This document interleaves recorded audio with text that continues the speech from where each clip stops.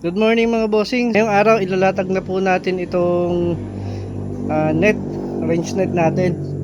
Tinahi po natin yung magkabilang dulo para mabanat po natin na maayos yung ating net. Yan. So ito yung ginamit natin na lubid, 6 mm by 200 meters. So hinati ko na lang pero hindi ko pinutol para magamit pa rin natin yung excess. Yan. So ito 9 feet by 100 meters po yung kanyang haba. So yun, latag na natin.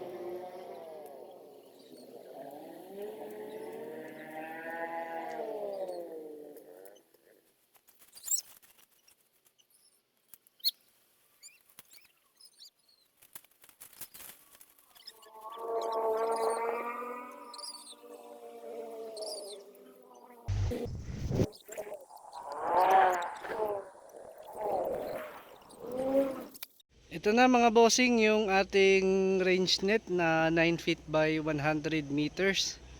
So ito na po yung pinakamataas natin. Ayan, lagpas tao. Pero meron pa yung ano, meron pa po yung allowance, so pwede pa siyang higitin. So ganyan na muna kasi hindi ko naabot. Ayan. So hanggang dun yan. Tapos bali dito meron pa tayong labis. So nung sinukat ko na sa 75 meters lang yung haba nung ating magagamit, kaya meron pa sobra. So meron kasing halaman doon, kaya hindi muna natin diniretso yung latag.